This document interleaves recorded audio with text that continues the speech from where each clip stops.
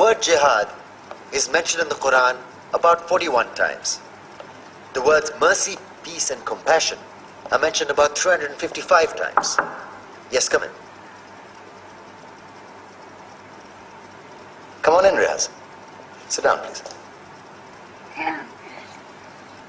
Contrary to popular belief in most Western cultures, Islam is a religion that preaches peace and tolerance. Yes, Patricia.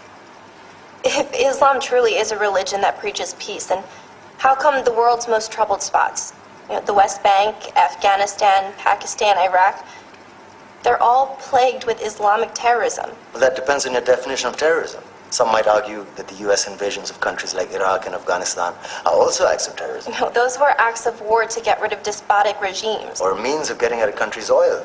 Conspiracy theories. Well, may I? Yes, please. Go ahead, Riaz. Mr. Khan is right. I mean, if we're talking about terrorists, the world's biggest terrorists are the white superpowers. Come on now. No, really, stop and think about it. Explain 9/11. Okay. Do you know how many people died in the Twin Towers strike? Around 3,000. And do you have any idea how many people died in the bombing of Afghanistan?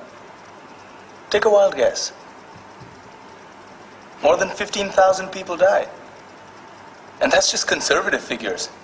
About 50,000 tons of explosives were dropped on innocent civilians. Men, women, children. Yeah, but that was because of the Taliban. Now that you brought it up, did you know that the Taliban was a creation of the CIA to fight the Russians? Whatever. They were still harboring terrorists. Yeah, right. Terrorists that were never found. Just like the weapons of mass destruction that were never found in Iraq. Do you want to get into the death toll in Iraq? 500,000 civilians and counting.